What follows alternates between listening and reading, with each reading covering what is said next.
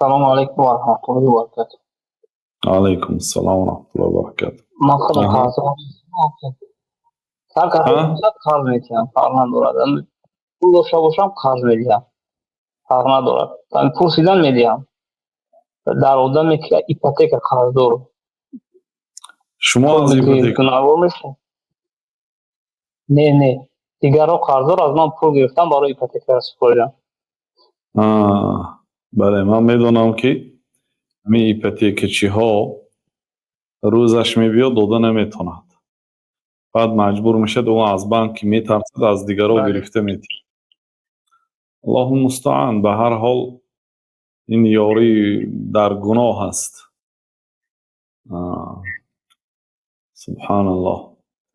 در یک زمانه زندگی داریم که باور کنید زندگی هم دشوار و فتوا دادن هم از این هم دشوار. همه چیز حرام بوده است میگه دیگه کس گوش کند، لیکن اصلا چیزی حلال زیاد است. و همین مردم کم قناعت گم میکنن. قناعت نیست، یعنی بودگیش به صبر کرده نمیتونن، بر وقت میخوان ولی پولی نبودگی و اول خانه گیرن. الله المستعان. اصلا آدم قرض ذلت است برادرها. ذلت یعنی خاصتا از خودتون کلان. وقتی که پول میگیرید از خودتون کلان و معنای از خودتون آدمی که با آبروتر و بلندتر مرتبهش است، از وی پول گرفتن قین است. آدم شبش قطعی فکر میکند پگه از کی پرسم افته. تلفن میگیرد آدم فکر میکند می نویسم بود کمک می نویسد گشته و دلید میکند. یعنی هم ابن عباس رضی الله عنهما میگویند که من اون آدمی که شبانه فکر کرده است که پگاه رفته از کی قرض پرسم یا حاجتم رفته به کی گویم، گفته شبی دراز فکر کرده برو آمده است و پگاه من اختیار کرده آمده است، من یعنی اون آدم بزرگ میشمورم، قدرش ادا کرده نمیتونم. میگفتن یعنی اون کس به این نظر نگاه میکرده. واقعا آدم پهلوهای نیکی، آدمی که به نزدتان آمد و نگاه کردن در کار، لیکن آدمی که واقعا از بانک قرض گرفتگی هست، انا خیل مثل به قول مردم مثل مرغ پاسخته میدوم روزی پرداختی بانک بیاید. چون که اگر پرداخت نکنن پی نمیزند، ریبا راتسین میزند. برادرای عزیز کوشش کنیتون قناعت کنیتون به همین داد الله تعالی. همین ما در یک مثلا زندان اگرید اگر در یک خانه 20 کس زندگی میکنه، آدمای بیگانه، چهره های منفور، از خواب میخیزید دیدن نمیخواهید همین آدم لیکن دستتان هیچی نمیبیاد، مجبور هم زندگی میکنید. در یک خانه 20 کس به یک حاجت خانه 20 کس به نوبت میایستد. چاکر است که شما حتی کودکاتون و زن و فرزنداتون در یک خانگی زندگی کنید. یعنی همین شرط نه آخر یک خانه 4 خانگی یا به قرض بگرفته خودتون به قرض غوتونده. اون درد قرض همون مثلا بله در یک خانه 5 کس 6 کس همراه کودکا زندگی کردن هم مشقت خودش دارد، بعضی حالتهای ناخوبش دارد، لیکن اون قرض ویش دردش و مشکلیش با وزنینتر است. پیش از اون که ایپوتک قرض میگیرید، اقلا اونایی که شریعت قبول ندارید همون ایپوتک گرفتگی های یک مصلحت پرسید، مصلحت دوستانه که همین ایپوتک گیرم یا نگیرم افته. اون کاش اونو حقیقت گفت. مثال آدمایی که من که دیگه میزند میگفت من همین کارم پشایمان میگم، از همین ایپوتک گرفتگیم پشایمان میگم. بله اونایی که پولی نختش هست، مثلا یا 5 تا بچه‌ش هست و پولی کلان دادگی دولت، اون پولیو با پولی نختش میتید، 1-2 ماه دیگه کار کند خانه میگیرد، اونا با آسانی خلاص میخورن. لیکن آدمی که پول ندارد و به مدتی طولانی میگیرد او غم و غصهش هم آدم موش سفید میکنه. با من این سوال بینید، آدمی که از بانک ایپوتک دارد آمده از من قرض میپرسد دیهم یا ندیهم. اصلا شریعت به قرض دادن تبلیغ کردگی است. کسی قرض میدهد این عملی خیر است، عملی ثواب است، قرض حسنه برای برادرش. لیکن من این خیلی مشکلی هاش است. باور کنید قرض دادن از جهتی دیگر خوب است، از جهتی دیگر اینکه وای میگیرد بانک محکم میکنه. یعنی یاری میشد. آقای آدم باید حس کند که بی یاردم چی ماند، همه از وی روی گردانید به سبب ایپوتکش.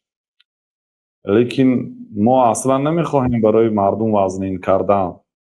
و مردم با اختیار خودش دارد، مردم گپی ما هم نمیگیرد. لیکن همین به ایپوتک قرض گرفتن ظاهرا یوار به سبوکیو، لیکن وی با وزنینیش هم خیر وزنینیش از این پیش از ایپوتک هم وزنین است. یعنی ما نمیخواهیم، یعنی شریعت اصلا برای مردم آسانی میخواهد.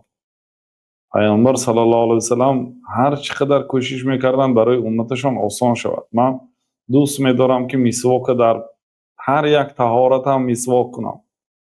پیش از هر نماز میخواهم مسواک کنم. شور دوست میدارم که برای امتم همین حتمی گردانم. یکی میدونم که همین امتم برداشت نمیکنم، مشقت میشه برای همین نمیکنم. و الا در 5 وقت نماز شستن دهان پیامبر صلی الله علیه و آله حتمی کردنی بودن. لیکن 5 وقت نماز هر روز 5 مراتب شستن دندان، آخه تا یک دندان شستن آدم طهارت کرده میشه. مشقت نشود برای امتی من. همین تراویح هم پیامبر صلی الله علیه و آله 3 روز اول خواندن، دیگه نخواندن که با نقل نکنن که پیامبر صلی الله علیه و آله تراویح ترک نکردن. گفته فرض نشود بر امتی اسلام، حتمی نشود. گفته نبر آمدن دیگه به مسجد. درست است و اهل علم باید به مردم مهربان باشد، به مردم رحم کند. حتی استادمان میگفتن که اون زنی که به نظر به مسئله طلاق آمده است همچون خواهرت معامله کن. یعنی هم در جای همین خواهری خودت باشد چون میکردی؟ میخواهی که با شوهرش یعنی صلح کند و زندگیش دوام یابد و لیکن از طرف دیگر یک کس نجات میتیم گفته خودتون هم به هلاکت گرفتار نمیکنید. عبدالله ابن مسعود میگفتن که وقتی ما فتوا میدهی برای مفتی ها، وقتی فتوا میدهی خودت بین جنت و دوزخ مون، یعنی نگاه کن این طرف جنت این طرف دوزخ، بعد گپ زن. حضرت علی گفتن که کسی که خواهد که در میان دوزخ سوزد در مسئله بابای برادر فتوا تیاد کرد.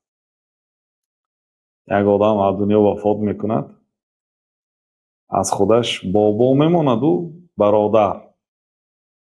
باباش زنده میماند، برادرش زنده میماند. از این دو کس یکتش میراث میخورد، هر دوش نه.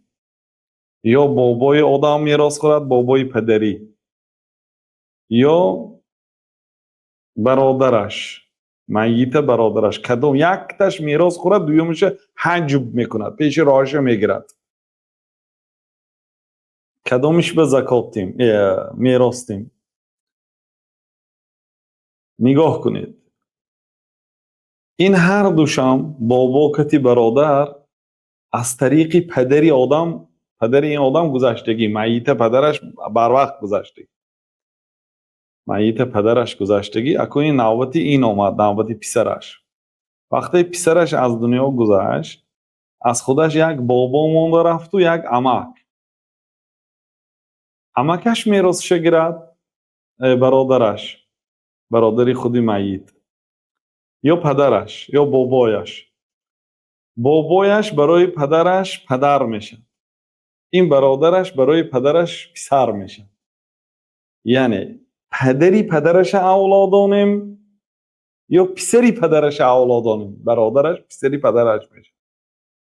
حضرت علی گفتن که کسی که میان جهنم خواهد، دوزخ در میانش سوختن خواهد، در این مسئله فتوات یافت.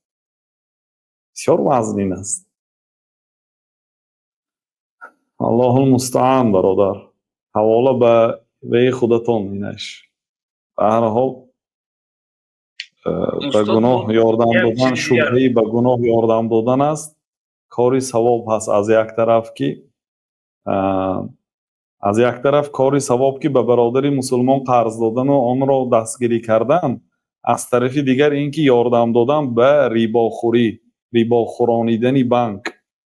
خب پیامبر صلی الله علیه و سلم میگه که الحلال بین و الحرام بین. حلال معلوم است، حرام معلوم است. حلال پاک مثلا نان، معلوم است که نان حلال است یا آب حلال است. عرق حرام است، این به همه معلوم.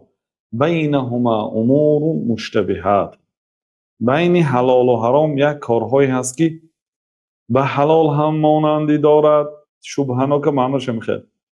به حلال هم مانندی دارد، به حرام هم مانندی. مسئله شما به حلال مانندش این که یک برادر قرض میتید ثواب است و روزی تنگیشنده دستگیری میکنید، این حلال و مانند. به حرام مانندش این که شما باید در پرداختی پول ریباخورها، بانک ریبوی هست، این آدم پول برده به بانک میتید، بانک از حساب این آدم فایده میخورد، بانک ریبوی هست. شما اینو دستگیری کردید. پیامبر صلی الله علیه و سلم میگه بین حلال و حرام کارهای شبهه‌ناک است و هر دشمنان. لا یعلمهن کثیر من الناس، بسیاری از آدم ها همون جدا کرده نمیتونند این حلال است یا حرام. در همین حالت به ما دستور دادن، گفتن که فمن اتقى الشبهات، کسی که از شبهه ها ترسد، پرهیز کند، فقد استبرأ لدینه و عرضه، در حقیقت آبروی خود و دین خودش تازه نگاه داشته است. یعنی حلال به هم مانند، حرام به هم مانند. احتمال است که کاری گناه کردید، احتمال است که کاری ثواب. بهترش این که خودداری میکنید. و من اتقى الشبهات، کسی از شبهه خودداری کند، شبهه نکند، اون آدم دینش محافظت کرده است و آبروش محافظت کرده است از کاری گناه. فمن اتقى الشبهات فقد استبرأ لدینه و عرضه و من وقع فی الشبهات وقع فی الحرام، کسی که به شبهه ها واقع میشد به حرام هم واقع میشد. امروز شبهه گرفتار میشد، پگاه شبهه گرفتار میشد، رفته رفته به حرام هم واقع میشد. بنابراین پیامبر صلی الله علیه و سلم با در دیگر حدیث گفتند که دع ما یریبک الی ما لا یریبک، یا که دع ما یریبک الی ما لا یریبک، ترک کن آن کاری که تو را به شبهه میاندازد به آن کاری که تو را به شبهه نمیاندازد. کاری 100% کنو، کاری که دلت غش میکنه و ترک کن. فهمو برادر؟ بله فهمو. اینش با خیر یک تدیرش گفت ما دا نویست که مقصد ما دا یک مقدار پول در کار است، مقصد 100,000 روبل پرسیدم، با خیر است نوشتم. تا وقتی و اومدن من راضی شدم که میتیم. من روی رابو کردن شدم، گفته است که من ایپاتیک میگیرم، پیش پرداخت میکنم، ایپاتیک میگیرم. اینش دادم، اینش دادم. این یاردم است. اگر مردم به اسلام عمل میکردن، مثلا در زمانهای پیشینه بانک و ایپاتیک نبود. فرض کردیم من خانه خر هستم، 10 نفر یارو دوست دارم، اون که برادر من خانه خریدنی هستم، اگر کسی چقدر تاند به من قرض دهیتون، من انشالله یعنی به نوبت از آنی که ضرور باشد آمده خبر میکند، یک ماه پیش اول از آنی و توغری کرده میتیم. همین خیلی یعنی قرض حسنه. بعد مسلمان ها باید به شرطاشون وفا کنند. یک داملا داشتیم میگفتن که من فقط اگر قرض دیم فقط به فلانی داملا قرض میتیم. میگفتن یک داملای نامشون میگفت، هر دوشون هم استادای من. برای آنکه در همین قد شهر کلان یگانه آدمی که قرض گیرد وقتش رو میداد، دیگه آدم هم آدم فهمیدید؟ یعنی 200,000 اهالی های در یک شهر میگفت که اگر من قرض دادنی شوم فقط برای یک کس قرض میتیم به فلان داملا. برای چی؟ برای اینکه وای آدم وقتی که وعده کی داد وعدهش به وفا ماند. مسلمان باید همین خیل باشد. انا وقتی که میتید آواز مثال قرض دادن، قرض وقتی که میتید یا برای قرض کتیم اما آشناتان گدیم خیر و خوش کرده میتید. قرض میتید نمیتید وقتش به بعد تلفن کرام میگیرید، بعد تلفن تون نمی بردارد یا می بردارد پول نیست میداد یا اخیر چهار نیست پس که میکنند دوستی تمام یا دروغگویی سر میشه. سبحان الله. بسیار وضعیت وضع بین شد برادر.